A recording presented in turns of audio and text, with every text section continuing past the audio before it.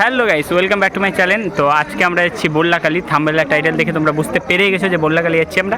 তো এখন ট্রেনের জন্য দাঁড়িয়ে আছি, আর ট্রেনে প্রচণ্ড ভিড়। মালদা থেকে আসছে ট্রেনটা, প্রচণ্ড ভিড় আছে। আর প্লাস এখানেও মোটামুটি গোটা 500 খানিক লোক দাঁড়িয়ে আছে। তো কীভাবে যাবো বলতে পারছি না। তো দেন তোমাদেরকে দেখতে থাকো, আর ভিডিওটা একদমই স্কিপ করবে না, খুব ইন্টারেস্টিং হতে চলে। ভাই রে ভাই, কি আর বলবো, মানে অনেক ঠেলাঠেলি পরে কোনো রকমে বগিতে উঠে গেছি, ট্রেনে দেখতে আসছো। আর ভিড় তো দেখে বুঝতেই পারছো, শিশির তো জায়গা না পেয়ে বাঙ্কারের উপরে উঠে গেলো, দেখতে পাচ্ছ। বাদরের মতো আর চ্যাংড়া প্যাংড়া কী আর করবে, মানে আর কি বলবো। দেখো শিশিরকে, মানে বাদরের মতো চ্যাংড়া একবারে ঝুলে টুলে উঠে গেলো বাঙ্কারের উপরে। এই ছেলে পেলেগুলোকে দেখে তো মনে হয় না যে মানুষ, এদেরকে তো দেখে মনে হচ্ছে লাগেজ।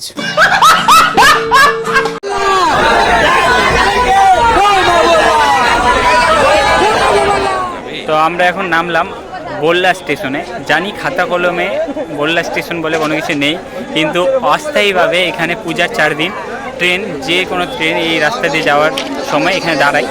আর আপনারা এই 4 দিন, মানে আজকে শুক্রবার থেকে সোমবার অবধি, বিসর্জন অবধি দেখতে হবে। সামনের দিকে পুজোর 4 দিন ট্রেন এখানে দাঁড়ালেও ভক্তগণকে সারা বছর আসার জন্য অনেক অসুবিধা করতে হয়, যার জন্য পুজো কমিটি থেকে বলা হয়েছে যে এখানে একটি রেলওয়ে স্টেশন নির্মাণ করার জন্য, যার নাম দেওয়া হবে বল্লা স্টেশন। এখন হাঁটতে হাঁটতে যাচ্ছি মন্দিরের দিকে। তার আগে একটু মেলা টেলা ঘুরবো, তারপরে তো দেখতে থাকবো। দেখো, বল্লার মেলা সম্বন্ধে নতুন করে বলার আর কিছুই নেই। এখানে মোটামুটি 5 থেকে 6 কিলোমিটার ধরে মেলা লাগে, মানে মেলাটা প্রচণ্ডই বড়। আর আপনারা এই সাইড দিয়ে, যে কোনো এক সাইড দিয়ে ঢুকতে গেলে মানে পুরো মেলাটা কভার করতে পারবেন না, এতটা বড়।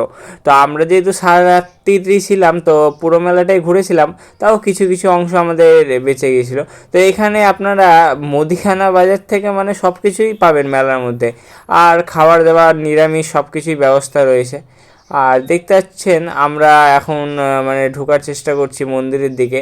তো প্রচণ্ড পরিমাণে ভিড় আছে, দেখতে পাচ্ছেন। যাতে ভোগের হাঁড়ি না ফেটে যায়, তাই জন্য সবাই মাথায় করে নিয়ে যাচ্ছে। দেন এখন আপনারা দেখতে পাচ্ছেন একবারে লাইভ জ্যান্ত মা বল্লা সেজে এখানে পুজোর মাধ্যমে মানে ভক্তদের আশীর্বাদ দেওয়া হচ্ছিল। আর এখানে দেখতে পাচ্ছেন মানে মা বল্লা ছোট অংশ অনেকজন মানত করেন, তো সেই ছোট অংশগুলো রাখা ছিল অনেকগুলি।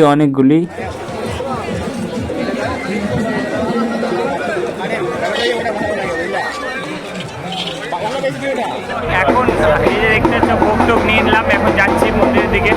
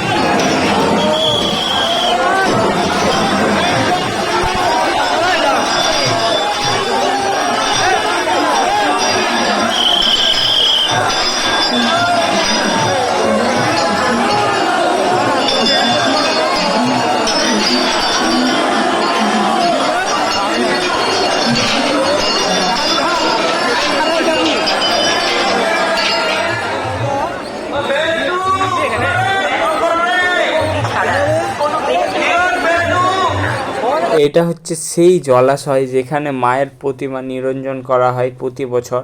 আর এই বছরের মায়ের নিরঞ্জন আছে সোমবার দিন। তো আপনারা যদি পারেন তো অবশ্যই যাবেন।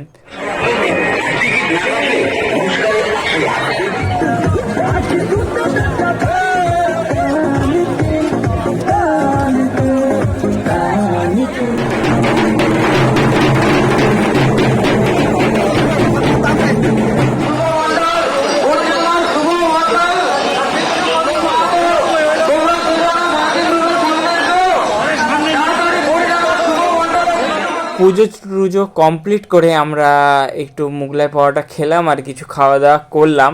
দেন তারপরে আমাদের পুজো কমপ্লিট করে খাওয়া দাওয়া করতে করতে মোটামুটি 4টা 4:30 বেজে গেছিলো ভোরবেলা। তো তাই জন্য আমরা তখন বালুরঘাট চলে এলাম, বালুরঘাট থেকে ট্রেন ধরে দেন বাড়ির দিকে চললাম। তো তোমাদের যদি এই ব্লগটা ভালো লাগে তো অবশ্যই লাইক করো, একটা কমেন্ট করো, আর অবশ্যই বড়লা মায়ের দর্শন নিতে যাও তোমরা, সোমবার অবধি টাইম আছে। Bye bye.